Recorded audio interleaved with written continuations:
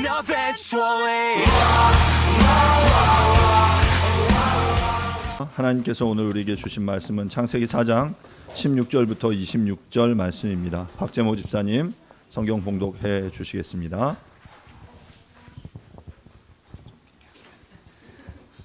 말씀을 봉독하겠습니다. 가인이 여호와 앞을 떠나서 에덴 동쪽의 노 땅에 거주하더니 아내와 동침하매 그가 임신하여 에녹을 낳은지라. 가인이 성을 쌓고 그의 아들을 이름으로 성의 이름을 에녹이라 하니라.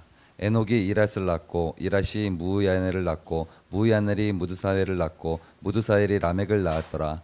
라멕이 두 아내를 맞이하여 하나의 이름은 아다요 하나의 이름은 실라였더라.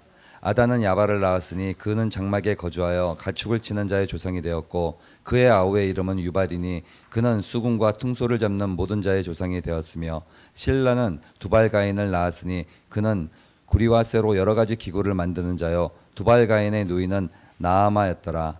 라멕이 아내들에게 이르되 아다와 실려 내 목소리를 들으라. 라멕의 아내들이여 내 말을 들으라.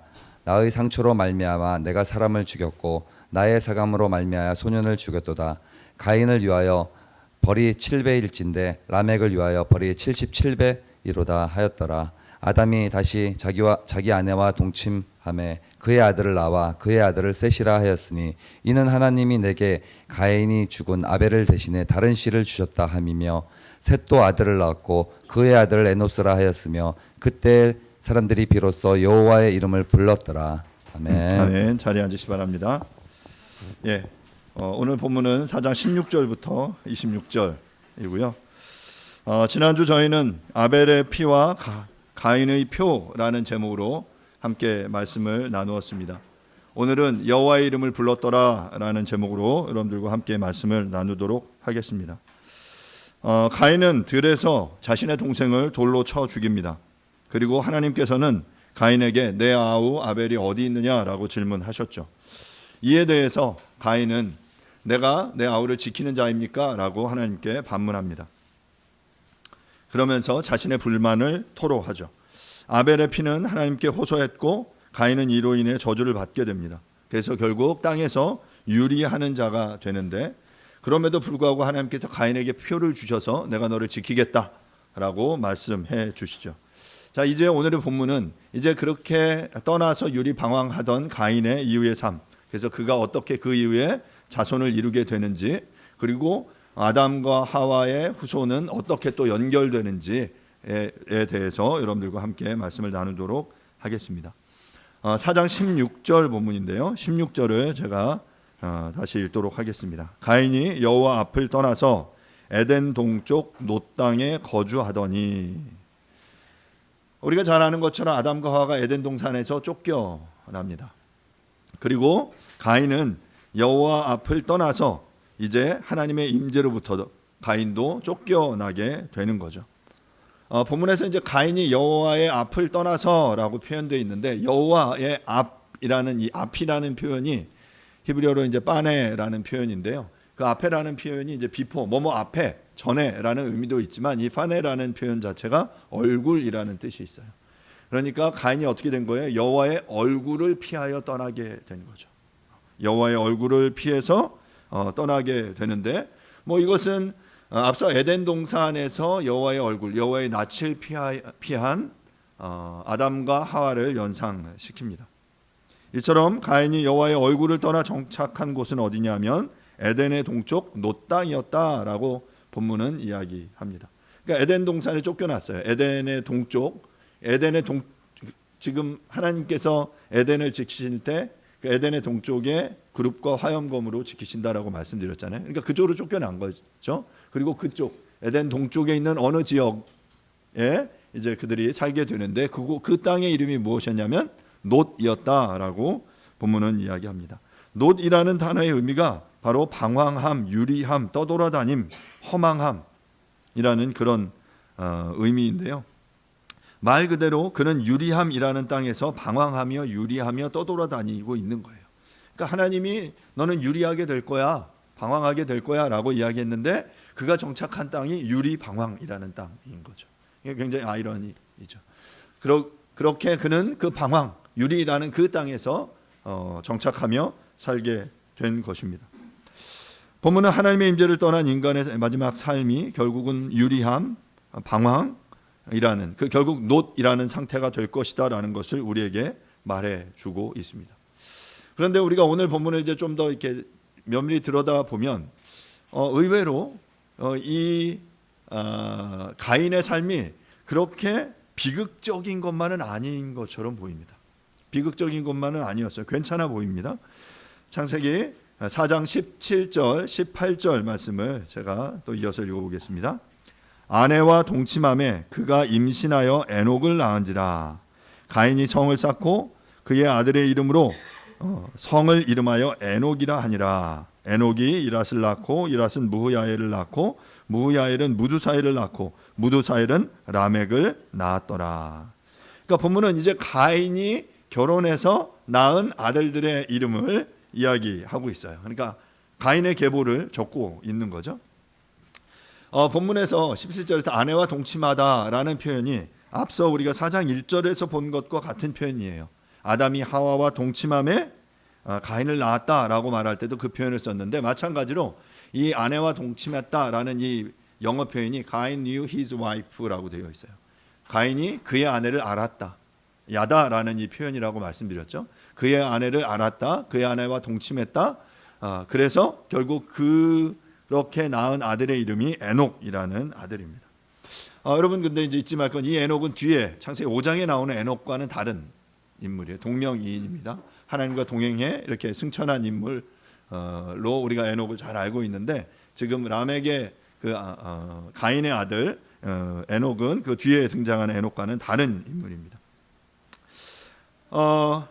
우리가 이제 17, 18절을 접할 때 이제 가인이 쫓겨나서 이제 놋 땅에 거주했고 거기서 여자와 동침해서 아들을 낳았다라고 이제 쭉 읽는 거죠. 그러면 이제 읽다가 보면 우리가 이제 질문을 하게 됩니다. 어떤 질문을 할까요? 이 여인은 누굴까? 대체 하나님 앞에 쫓겨나 유리한 이 가인. 그러니까 실제 족보상으로 보면 아담과 하와가 아들을 낳았잖아요. 가인과 아벨을 낳았어요. 그렇죠? 근데 아벨은 죽었어요. 그럼 이 지구상에 지금 몇 명의 인류가 있어야 돼요? 그 숫자들 문자적으로 보면 3명. 3명이 있어야 돼요. 근데 이 가인이 쫓겨나서 놋 땅에 갔어. 근데 여자가 어디선가 나타난 거예요. 그리고 그 여자와 동침해서 아들을 낳았네. 자, 그러면 이제 좀 문자적으로 면밀하게 성경을 읽는 사람들은 여기서부터 막 이렇게 질문을 던지면서 성경은 틀렸어. 성경은 말도 안 돼. 라는 이야기들을 이제 하기 시작하는 본문 중에 하나가 바로 이 본문이에요. 과연 이 여자는 어디로부터 왔을까? 우리는 이제 성경을 읽으면서 특별히 이제 창세기가 아주 중요한 성경이라고 말씀드렸죠. 모든 것의 기원을 시작을 이야기하는 책이기 때문에 이것 안에서 주는 어떤 이야기들에 우리는 귀 기울여야 합니다. 하지만 그럼에도 불구하고 우리가 성경을 읽으면서 놓치지 말아야 할 것은 성경이 특별히 창세기가 우리가 궁금해하는 모든 것의 기원의 대답을 제공하는 것은 아니다라는 거죠. 그러니까 이 성경이라는 책을, 창세기라는 책을 과학 교과서로, 역사 교과서로 읽을 수 없다라는 거예요. 물론 그런 내용의 그 여러 교훈들을 우리가 받을 수 있지만, 인사이트를 얻을 수 있지만, 하지만 그 반대로 이 과학의 모든 내용이, 역사의 모든 내용이 이 창세기로부터 나온다라고 볼 수는 없다라는 것이죠. 성경의 기록은 하나님께서 우리를 구원하시기 위한 그분의 계획을 이스라엘이라는 선택한 백성을 통해 기록하고 있습니다. 그런 의미에서 우리는 성경을 뭐라고 부르냐면 특별계시라고 불러요. 특별계시. 그러니까 특별계시로서의 성경의 역할과, 그런데 우리가 일반 계시로서의 영역들을 이렇게 혼동해서는 안 됩니다. 따라서 내가 궁금해하는 모든 질문의 해답을 직접적으로 구하는 것은 올바른 태도가 아닙니다. 왜냐하면 성경의 기록이 모든 것의 해답을 기록한 것은 아니기 때문이죠. 우리가 백과사전이나 요즘 뭐 인터넷에 구글이나 네이버에 묻는 것처럼 성경을 그런 태도로 읽을 수는 없습니다. 하지만 여러분, 그럼에도 불구하고 궁금하지 않습니까? 성경이 얘기는 하지 않지만 그럼에도, 그럼 대체 이 여자는 어디로부터 왔지? 그러니까 예전에 이런 거 얘기하면 막 질문을 막았어요. 야, 그냥 믿어. 성경이 그렇게 말하잖아. 근데 이제 이해가 안 되잖아요. 대체 어디로부터 왔냐? 이 여자는 어디로부터 온 거냐?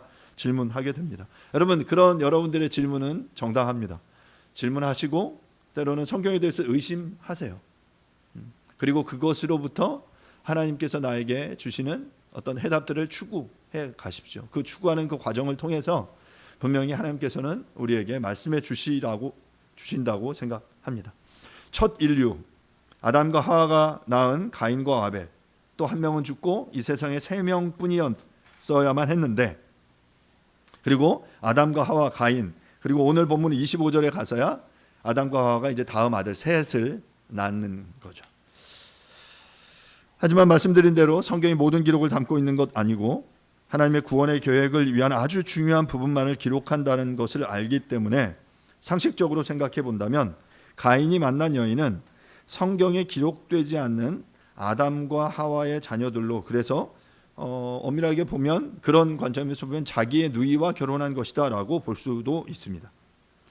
이러한 견해는 모든 인류가 아담과 하와에게서 유래한 것으로 보는 어떤 바울의 신학에서 유래하게 되죠. 왜냐하면 아담과 하와가 인류의 조상이어야 하고 그 인류의 조상 아담과 하와를 통해서 죄가 나왔고 또 아담의 계보를 통해 우리를 구원하시는 그분이 오기 때문에 아담과 하와 외에 다른 인류가 있다라는 것은 그 죄의 전통과는 이제 무관한 다른 인류들이 존재하는 것이기 때문에 우리의 그 어떤 원죄론이라든지 아니면 기독론과 관련된 이 구원과 관련된 신학에 아주 큰 영향을 미치기 때문에 이 아담의 역사성 논쟁은 신학적인 부분에서 굉장히 중요한 부분이에요.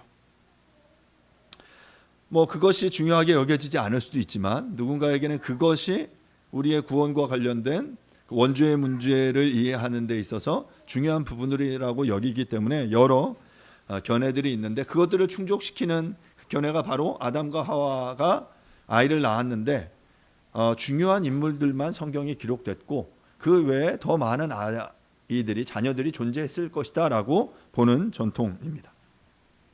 하지만 이것과는 다른 견해들로 또 물론 존재합니다. 저희가 지난주 예배 드리고 나서 이게 티타임 커피를 마시면서 이제 뒤에 남으신 몇몇 분들하고 이제 그 커피를 마시다가 갑자기 이제 신학 논쟁이 일었어요. 갑자기 이제 몇몇 신학적인 질문들을 막 이렇게 하면서 그 이야기를 하다가 그 인류의 그 아담과 하와의 역사성에 대한 이야기도 잠깐 질문이 나왔습니다. 그러면서 이제 어떤 얘기를 했냐면 그 존 스토트라는 영국의 아주 복음주의 신학자, 유명한 복음주의 신학자가 선 아담 인류론이라는 그 이론을 제 이야기하거든요. 이건 뭐냐면 아담이 존재하기 전에 이미 다른 인류가 존재했다라는 견해예요. 그래서 아담 이전에 다른 인류가 있었고, 그러면 이제 거기로부터 더 막 이렇게 추구하면 실제적으로 우리가 역사 시간에 배우는 그 오스트랄로피테쿠스, 호모사피엔스 뭐 이렇게도 연결될 수 있는 거예요. 그러니까 왜 그 존 스토트가 선 아담 인류론을 이야기했냐면 그 당시 어떤 과학적인 이런 거대한 이 진보 속에서 이 기독교의 복음이, 기독교의 이 메시지가 이것과 전혀 대화가 되지 않기 때문에 현재 그 과학이 이룬 진보의 그 업적 위에 우리의 신학을 설명해야 될 필요가 있었고, 존 스토트는 그 내용을 받아들이면서 그러면 어떤 식으로 해석할까라는 그런 고민 속에서 선 아담 인류론을 이야기합니다. 이게 뭐냐면, 그러니까 이전에 다른 인류가 있었어요. 호모 사피엔스, 오스트랄로피테쿠스가 있었고, 하지만 하나님께서 그 여러 다른 선 인류들 중에 아담이라는 한 인물을 선택했다라고 보는 견해입니다. 그래서 아담이라는 이가 중요한 이유는 다른 여러 현생 인류들이 있었지만 하나님이 구원을 위해 선택한 유일한 대상이기 때문이고, 그 이후로 이제 하나님께서 구원의 역사를 이루어 가신다라고 보는 것이 선아담 인류론이에요. 예, 뭐 이렇게도 해석합니다. 그런데 이러한 해석은 이런 복음주의권이나 아주 보수적으로 성경을 보는 입장에서는 굉장히 이제 이단적으로 보기도 하죠. 그래서 이런 여러 이유들로 존 스토트가 이제 막 공격을 받기도 했습니다. 이처럼 이 질문에 대한 해답은 아직도 진행 중이에요. 이 아담의 역사성 논쟁은 아마도 계속될 것이라고 생각합니다. 왜냐하면 그것들을 우리가 눈으로 직접 보고 그것들을 증명해낼 수 있는 어떤 데이터도 우리가 가지고 있지 않기 때문에 우리는 여러 가지의 정보들을 통해서 그것들을 이제 유추해내는 것이죠. 어떤 사람들은 지금의 어떤 다른 정보들, 예를 들면 그 성경의 기록 외에 다른 과학적인 여러 증거들, 역사적인 여러 증거들을 함께 통합해서 그것들을 설명해 내려고 노력할 거고, 어떤 이들은 그것과는 전혀 이렇게 다른 구획을 지어서 너희들은 그거 해, 우리는 성경을 통해서 이것의 해답을 얻을 거야라고 나눠서 이론들을 발전시켜 나갈 수도 있습니다. 여러분들 여러 이 진보들 이런 고민들의 연구의 흔적들에 한번 귀 기울여 보십시오. 그래서 지금 이미 뭐 이런 굉장히 두꺼운 책들이 나와 있어요. 아담의 역사성 논쟁. 그래서 뭐 이렇게 두꺼운 책들이 있습니다. 양 견해들을 굉장히 차분한 각 그 학자들의 언어로 써놨는데 일반 평신도들이 읽기는 조금 부담스러운 내용이긴 한데 관심 있으신 분들은 아담의 역사성 논쟁이라는 책도 한번 보시면 좋겠습니다. 자, 이렇게 가인은 에녹을 낳고 그 다음에 이제 중요한 표현이 뭐냐면 에녹의 이름으로 성을 짓습니다. 그 성의 이름이 뭐냐면 에녹성이었어요. 자, he built a city. 근데 영어로는 그 성이라는 표현이 뭐 포트리스 내지는 시타델이 아니라 city라고 표현하고 있거든요. 그러니까 에녹이 하나의 도시를 건설한 거예요. 에녹이라는 도시를 건설했다라고도 볼 수 있습니다. 그는 그 성의 이름을 자신의 아들의 이름을 따 에녹성이라고 불렀는데요.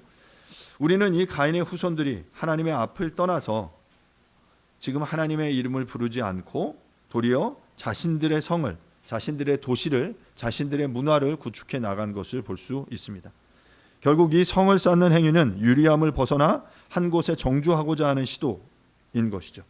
이것은 하나님의 말씀에 대한 심각한 저항이라고 생각됩니다. 왜냐하면 하나님께서는 가인에게 유리 방황하는 벌을 내리셨어요. 너는 유리하며 방황할 거야.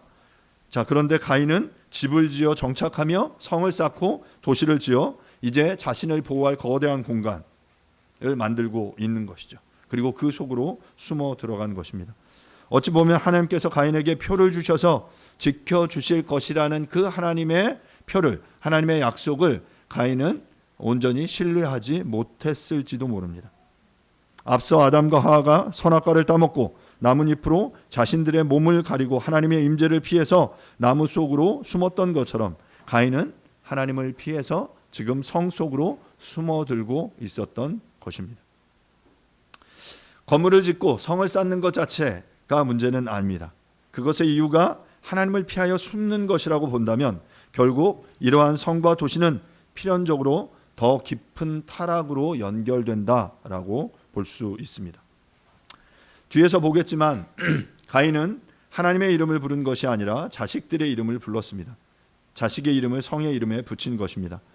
본문 17절에서 말하는 에녹은 앞서 이야기한 대로 다음 5장에 등장하는 하나님과 동행한 에녹과는 동명이인입니다.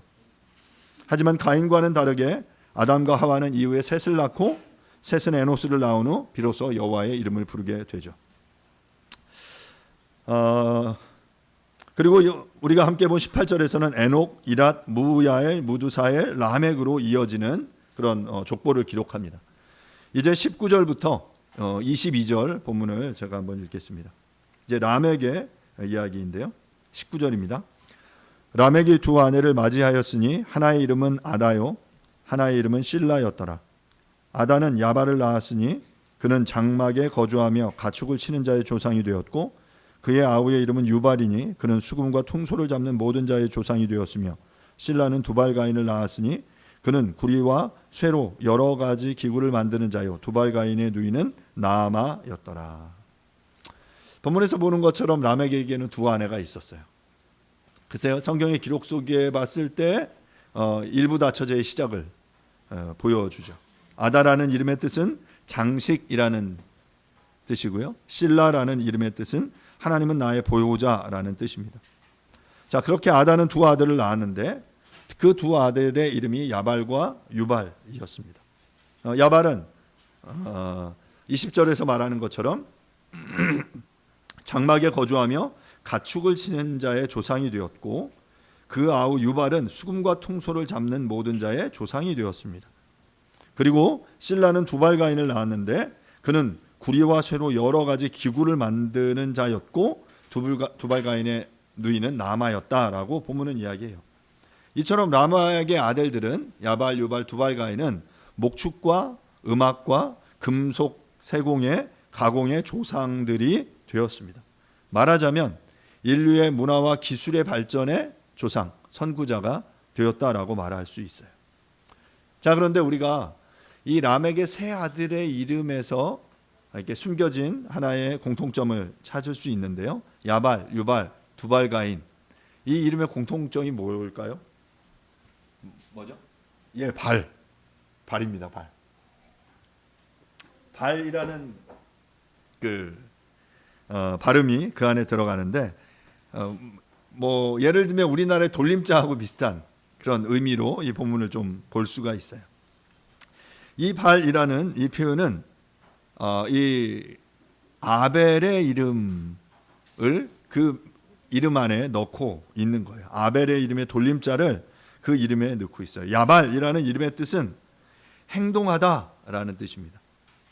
유발이라는 이름의 뜻은 행동을 당하다라는 뜻이고요. 두발가인의 이름은 가인의 행동이라는 뜻이에요. 가인의 행동. 자, 그러니까 두발가인의 이름은 과감하게도 첫 번째 살인자의 이름이 함께 붙여지는 거죠. 가인의 이름을 부르고 있는 것입니다. 아벨과 가인을 한 이름 속에 넣으면서 마치 가인의 살인을 추억하고 있는 것처럼 보여집니다. 이 이름 속에서 우리는 살인의 추억, 살인의 향기를 느낄 수 있습니다. 가인이 한 행동 무엇이죠? 자신의 동생 아벨을 죽인 거예요. 그 살인의 행동을 감히 그 라멕은 셋째 아들의 이름으로 자신의 조상 가인의 조상을 기억하며 그 가인의 행동, 그 살인을 기억한다라는 그 메시지를 그 안에 표현하고 있다라는 것이죠. 자, 그런데 더 놀라운 것은 라멕은 이렇게 그 세 아들, 그런데 이제 이 라멕이라는 인물을 뭐 소위 말하는 세상적인 관점에서 보면 어떠냐면 성공한 인물이에요. 세 아들 낳고 그 세 아들은 각 분야의 목축과 음악과 금속 세공의 장인으로 그 한 가문을 이룬 아주 놀라운 업적을 이룬 소위 잘 나가는 아들들을 지금 키워낸 사람이죠. 이제 라멕이 또 이렇게 노래합니다. 4장 23절 24절인데요. 라멕이 아내들에게 이르되 아다와 실라여 내 목소리를 들으라. 라멕의 아내들이여 내 말을 들으라. 나의 상처로 말미암아 내가 사람을 죽였고 나의 상함으로 말미암아 소년을 죽였도다. 가인을 위하여는 벌이 7배일진데 라멕을 위하여는 벌이 77배 일이로다 하였더라. 본문은 라멕이 아내들에게 하는 노래 독백이에요. 글쎄요, 라멕이 그 땅을 살면서 혹시 누군가에게 상처를 받았던 일이 있는지 모르겠습니다. 자, 그런데 뭐라고 이야기하냐면 나의 상처로 뭐를 이야기해요? 내가 사람을 죽였다라고 자기가 사람을 죽인 것을 그냥 공공연하게 자기 아내들에게 이야기하고 있는 거죠. 그러면서 더 나아가서 23절에 보면 나의 상처로 말미암아 내가 사람을 죽였고 나의 상함으로 말미암아 내가 소년을 죽였다라고 이야기하고 있어요. 본문에서 그 사람이라는 표현이 히브리어 이쉬인데 남자라는 의미고요. 소년은 히브리어로 에레드, 어린 소년을 의미하는 표현인데, 그래서 결국 이쉬와 에레드를 각각 죽인 건지 아니면 한 사람을 이쉬 에레드로 그래서 한 명을 죽인 건지 아니면 더 나아가서 굉장히 훨씬 더 많은 숫자의 사람을 죽였는지는 정확히 알 수 없습니다. 결국 라멕은 내가 그렇게 사람을 죽였다라고 말하고 있는 것이죠.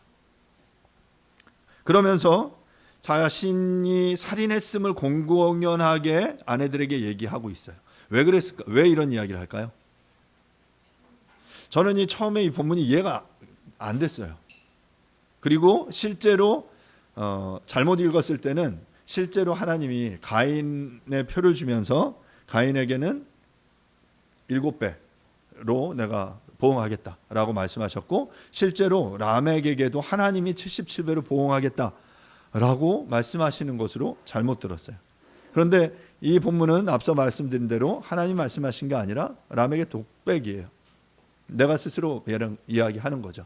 가인에게는 벌이 77배이지만 나에게는 누가 나한테 까불면 77배로 내가 보응할 거야 라고 말하는 거예요. 저는 이 본문을 읽으면서 지금 라멕이 아내들을 가스라이팅하고 있는 거 아닌가? 겁주고 있는 거 아니야? 나 이런 사람이야, 까불지 마. 그러니까 아내들과 주변의 여러 사람들에게 자신의 힘이 얼마나 강력한지, 이 살인을 저질렀음에도 불구하고 그 누구도 나에게 함부로 할 수 없는, 난 이런 사람이야, 까불지 마 라고 이야기하고 있는 그 모습이 보여져요. 아내들과 주변의 여러 사람들에게. 라멕의 행위는 지금 무분별한 복수를 통해서 자신을 지킬 수 있다, 나는 내 주먹을 믿는다, 내 힘을 믿는다 라고 외치는 그러한 소리인 것입니다. 라멕은 사람의 목숨을 전혀 존중하고 있지 않습니다.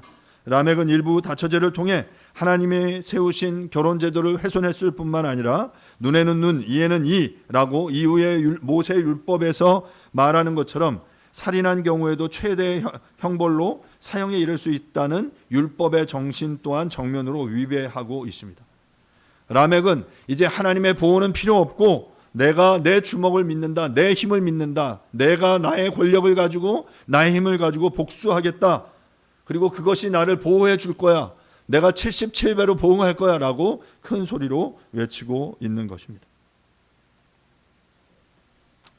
본문은 가인의 후손, 특별히 라멕을 예로 들면서 이 가인의 후손들이 얼마나 점점 더 타락을 향해 극도로 치달아가고 있는지를 우리에게 보여주고 있습니다. 창세기를 모든 것의 시작이라고 말할 때 4절의 본문은 도시의 건설, 일부 다처제의 시작, 전쟁의 시작, 문명의 시작, 협박, 가스라이팅의 시작을 우리에게 보여줍니다.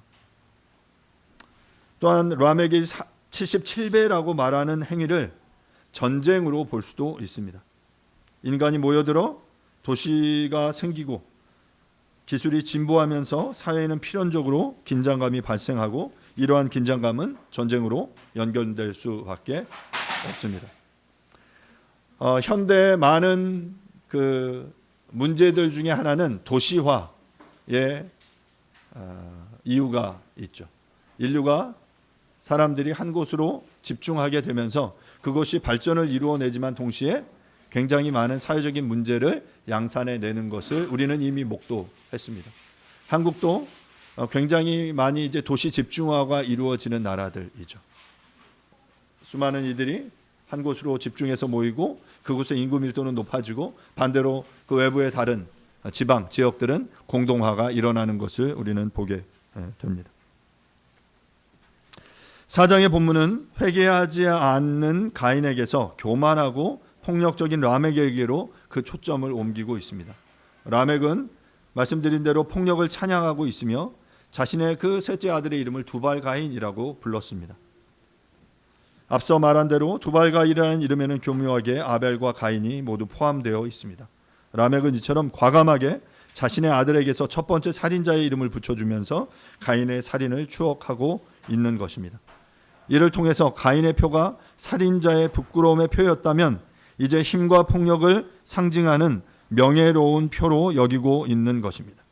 라멕은 자신 있게 가인의 행동을 찬양하며 난공불락의 도시를 쌓아서 그곳에서 자신의 힘을 과시하며 살인을 추억하며 살인의 향기를 풍기고 있는 것입니다. 한마디로 타락한 인간의 상태가 점점 더 심각해지고 있는 것을 본문은 단적으로 우리에게 보여주고 있습니다. 우리는 오늘 4장 본문을 통해서 가인의 후손들을 접하게 됩니다. 그렇다면 우리가 가인의 후손들은 모두 악하고 이후에 등장하는 셋의 후손은 모두 선하다라고 할 수 있느냐? 꼭 그렇지만은 않습니다. 가인의 후손이 악함의 특성을 보여주고 타락으로 치달아가는 것을 보여주는 것이 사실이지만, 하지만 그들의 삶 가운데도 분명하게 하나님의 일반 은총의 은혜가 있음을 우리는 기억해야 합니다. 앞서 말씀드린 대로 야발과 유발과 두발 가인을 통해서 목축과 또한 음악과 철공 기술을 통해 문화가 발전되는 것을 우리는 보게 되죠. 그렇기 때문에 문화 자체가 악한 것이 아니라는 것을 우리는 기억해야 합니다. 그래서 이 문화를 하나님이 허락하신 일반 은혜 자체가 악한 것은 아니지만 이것들이 하지만 집중되고 이것들이 결국 힘으로 연결될 때 그것은 그 가치 중립을 실행하고 지키는 것이 쉽지 않다라는 것을 우리는 기억해야 하겠죠. 결국 그러한 여러 문화, 기술, 이 과학의 발전들 결국 그것 자체는 가치 중립적이지만 그것을 사용하는 사람들이 그것이 가지고 있는 힘을 어떻게 사용하느냐를 통해서 이것은 하나님께 영광을 돌리는 용도로 사람을 돕는 용도로 사용될 수도 있고 도리어 그 사람들을 파괴하고 자신의 힘을 축적하는 그 용도로 사용될 수 있음을 우리는 기억해야 합니다. 이제 창세기 4장 25절 26절 말씀을 보도록 하겠습니다. 아담이 다시 자기 아내와 동침하매 그가 아들을 낳아 그의 이름을 셋이라 하였으니 이는 하나님이 내게 가인이 죽인 아벨 대신에 다른 씨를 주셨다 함이며 셋도 아들을 낳고 그의 이름을 에노스라 하였으며 그때 사람들이 비로소 여호와의 이름을 불렀더라. 아담이 다시 자기의 아내 하와와 동침하였습니다. 마찬가지로 동침하다라는 표현이 야다라는 표현입니다. 아들을 낳았고 그 아들의 이름을 뭐라고 했어요? 셋이라 했습니다. 하나 둘 셋 이렇게 우리는 보통 이제 외우는데 하지만 여기서 나오는 이제 셋이라는 이 의미는 히브리어로 하나님이 주셨다라는 그러한 의미예요. 지명했다, 주셨다 그런 의미이거든요. 그러니까 하나님이 내게 가인이 죽인 아벨 대신에 다른 씨를 주셨다라고 말하고 있는 것이죠. 하와는 앞서 창세기 3장 15절에서 여인의 후손을 통해서 이제 하나님이 이루실 것에 대한 약속을 얻었어요. 그러면서 이제 다른 씨 후손을 기다렸습니다. 하나님께서 아벨을 대신한 약속의 자녀로 셋을 드디어 주신 것입니다. 자, 그리고 셋도 이제 이후에 아들을 낳았는데 그 아들의 이름이 무엇이었냐면 에노스였어요. 자, 그리고 26절은 이렇게 말합니다. 그때에 사람들이 비로소 여호와의 이름을 불렀더라. 그러니까 보면 그 이전까지는 여호와의 이름을 제대로 부르지 않은 거죠.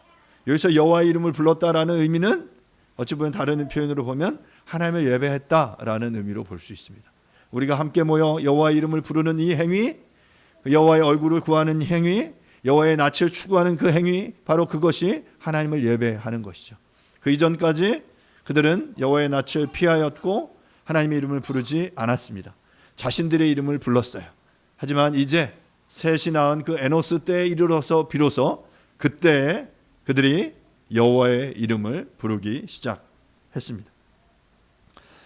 그런데 이 에노스라는 이름이 중요한데요. 에노스라는 이름의 뜻은 1차적으로 인류, 사람이라는 의미가 있고요. 그리고 유약한, 유한한 존재라는 의미가 그 안에 존재해요.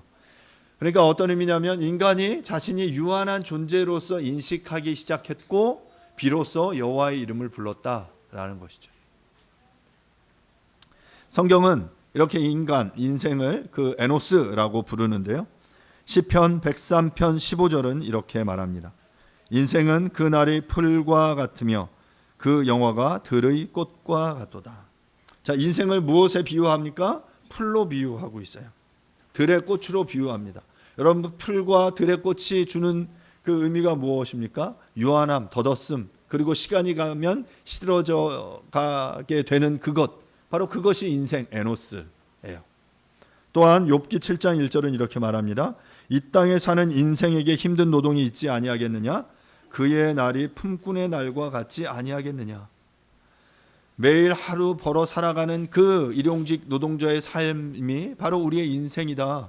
우리의 인생의 그 수고와 그것의 덧없음과 그것의 그런 유한함을 지금 시인은 노래하고 있는 것이죠. 그러한 인식, 그러한 인사이트들이 그의 이름 속에 담겨 있는 겁니다. 결국 아담과 에노스는 사람, 인생을 의미하는 일반적인 표현이면서 동시에 그 에노스라는 이 고백을 통해서 결국 우리의 삶이 하나님을 우리의 삶의 주인으로 인정하지 않는 한 우리는 유한하고 우리는 덧없는 존재일 수밖에 없다라는 것을 우리에게 보여주고 있는 것입니다. 그리고 그들은 그것을 인식하면서 동시에 하나님을 여호와의 이름을 부르기 시작하신 것이죠. 여러분, 이것이 우리의 신앙에서 굉장히 중요합니다. 하나님을 어떤 존재로 인식하느냐는 결국 내가 어떤 존재냐에 대한 고백에서 시작해요. 우리가 그래서 복음을 설명할 때 가장 중요한 지점이 뭐냐면 내가 죄인임을 인정하는 거예요.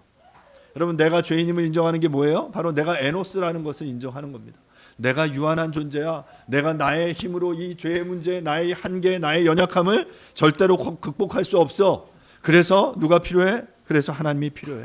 그래서 나의 삶의 그 주인이 내가 아니라 주님이셔야 돼 라는 그 믿음의 고백이 바로 에노스인 거죠. 사랑하는 여러분, 우리의 삶이 하나님 앞에 얼마나 연약한 삶인지 고백하실 수 있기를 간절히 바랍니다. 우리가 하나님 앞에 내가 하나님 나의 삶이 에노스입니다 라고 고백할 때 비로소 우리는 그때로부터 여호와의 이름을 부를 수 있는 것입니다. 본문에서 하나님을 예배하는 이 예배 행위는 홍수 이전의 예배로 특별히 이후에 모세를 통해 드리는 이스라엘의 예배가 아니라 만민이 드리는 예배라고 볼 수 있습니다. 앞서 가인의 후손들이 성을 쌓고 문화를 장악해 나갈 때 하나님께서는 여인의 후손의 계보를 준비하시면서 아벨을 대신할 새로운 희망의 싹을 지명하시고 계셨습니다. 본문 속에서 아담과 하와는 셋이 아벨을 대신할 믿음의 자녀 여인의 후손임을 분명하게 고백합니다. 창세기 3장 15절의 여자의 후손이라는 표현을 다시금 사용해서 다른 씨, 다른 후손이라는 의미로 사용했습니다. 하와가 다른 씨라는 표현을 사용한 이유는 아벨을 한 씨로 여겼기 때문입니다. 그런데 그 씨가 가인으로 말미암아 죽임을 당했죠. 그리고 그렇게 끝났다면 하나님의 계획이 실패하는 것이 되었을 것입니다. 하지만 하나님의 구원의 계획은 멈춰서지 않았습니다. 본절을 통해서 하와는 가인의 후손과 셋의 후손을 분명하게 구분하고 있습니다.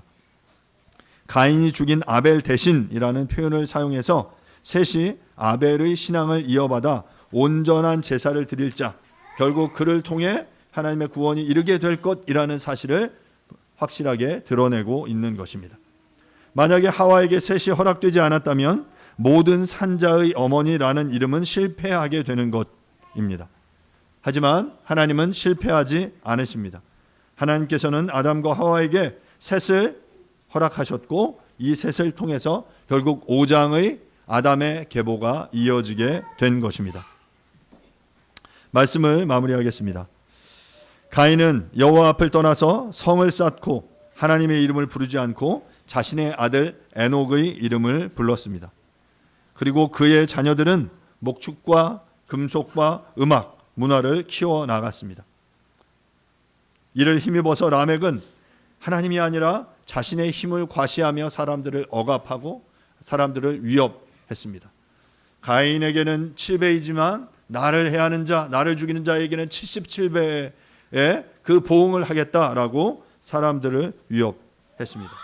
하지만 아담과 하와는 아벨 대신에 셋을 낳았고 그는 약속의 자녀로 이후에 에노스를 낳았습니다. 사람들은 하나님 앞에서 자신들이 얼마나 유약하고 유한한 존재인지를 깨닫고 고백하게 됐고 이때로부터 비로소 사람들은 여호와의 이름을 부르며 하나님을 예배하게 되었습니다. 사랑하는 여러분, 우리의 인생의 주인은 누구입니까? 우리는 누구의 이름을, 어떤 이름을 부르고 있습니까? 무엇을 의지하며 살아가고 있습니까? 나의 힘과 권력을 믿으라고 외치는 이 세상에서 도시를 키워가며 자신의 이름으로 성을 쌓아 자신을 지키려는 이 세상 속에서 우리는 다른 삶을 살아가야 합니다. 여전히 지금도 수많은 사람들은 자신의 힘을 의지해서 성을 쌓고 도시를 이루고 빗장을 치고 그 안에서 자신의 권력을, 자신의 그 힘을 유지하려고 노력합니다. 사람들을 위협하며 협박하고 소위 말해서 까불지 마라고 외치죠. 하지만 하나님께서는 우리의 인생이 어떠한지를 깨달으라고 우리에게 말씀하세요. 하나님 앞에 우리가 얼마나 유약하고 연약한 존재인지를 인식하고 우리는 바로 그 자리에서 여호와 하나님의 이름을 불러야 합니다. 내가 나의 삶의 주인이 아니라 이제 하나님이 나의 삶의 주인이십니다라고 나의 삶의 주재권을 그분 앞에 올려드리는 것, 바로 그것이 우리가 여호와의 이름을 부르는 것입니다. 우리가 그렇게 여호와의 이름을 부를 때 그분은 우리에게로 오셔서 우리의 하나님이 되어 주실 것입니다. 우리의 주님이 되어 주실 것입니다. 그렇게 마음을 다해 여호와의 이름을 부르는 저와 여러분들이 될 수 있기를 간절히 바랍니다. 이 시간 함께 기도하겠습니다. 자신의 힘을 믿으라고 외치는 이 세상 속에서 어찌 보면 미련한 것 같이 우리는 그 힘을 의지하지 않고 하나님의 이름을 부르며 하나님을 의지하겠다라고 고백하는 하나님의 사람들입니다. 사랑하는 여러분, 이 좁고 협착한 길을 함께 따르시겠습니까? 이 세상의 힘을 더 가지라고 외치는 그 소리를 거부하고 이 세상 속에서 하나님의 이름을 부르며 주님을 따르는 이 좁고 협착한 길을 함께 따라 나아가는 저와 여러분들이 될 수 있기를 간절히 바랍니다. 그렇게 여호와의 이름을 부를 때 하나님 우리 가운데 오셔서 우리의 하나님이 되어 주십니다. 그렇게 여호와의 이름을 부를 때 그 여호와께서 우리의 삶을, 우리의 인생을 이끌어 주실 것입니다. 그 하나님을 의뢰하며 하나님 나의 주인이 되어 주십시오 라고 이 시간 함께 잠시 고백하는 시간을 갖도록 하겠습니다. 기도하겠습니다. 하나님, 주님의 이름을 부릅니다. 나의 힘과 나의 능력을 의지하며 살아가는 우리 주님을 줄 자들입니다. 온전히 하나님 안에 이름을 부르며 살아가는 우리 인생을 주시옵소서.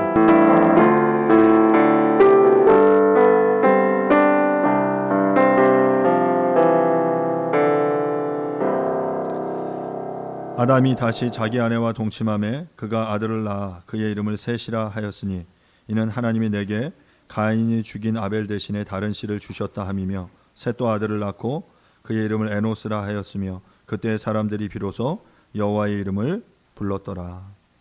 하나님, 가인이 범죄하여 유리하며 방황하였습니다. 그때 그가 아들을 낳고 정말 그 성을 쌓고 하나님의 얼굴을 구하지 않고 자신들의 이름을 불렀습니다. 자신들의 힘과 권력으로 성벽을 높이 쌓아가는 그 가인의 후손들의 모습을 바라보며 우리는 어떠한 생각을 하고 있습니까? 반면에 그 하나님께서 그 아담과 하와에게 셋을 허락하시고 이후에 에노스를 통해 그 여호와의 이름을 부르게 하셨습니다. 그들은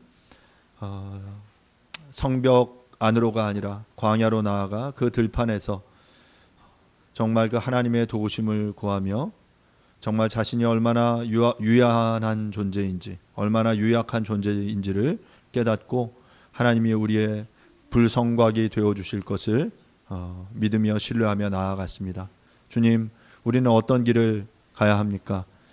성벽을 쌓고 힘을 쌓는 그 길과 하나님의 이름을 부르며 정말 하나님이 나의 삶의 주인, 나의 삶의 보호자가 되실 것을 구하는 이 양갈래의 그 길 속에서 하나님, 우리는 어떤 선택을 해야 하겠습니까? 주님, 우리들의 인생과 삶 가운데도 찾아와 주셔서 우리가 얼마나 유한한 존재인지, 얼마나 연약한 자들인지를 깨닫게 하여 주시고 그 깨달음 속에서 우리가 온전히 여호와의 이름을 부를 수 있도록 도와주십시오. 우리가 그 여호와 하나님의 이름을 부를 때 하나님께서 오셔서 하나님께서 나의 하나님이 되어주시고 그래서 하나님이 우리의 인생의 그 주도권을 주장하시고 우리의 삶을 이끌어가 주시기를 간절히 소원합니다. 주님, 간절히 구하오니 여기 있는 더 기쁨의 모든 성도들이 온전히 여호와 하나님의 이름을 온전히 부르는 자들 될 수 있도록 은혜를 베풀어 주시옵소서. 감사드립니다. 예수님의 이름으로 기도합니다. 아멘. 뉴시티 교리문답 39번 문항입니다. 우리는 어떤 자세로 기도해야 합니까? 사랑과 인내와 감사로 기도해야 합니다.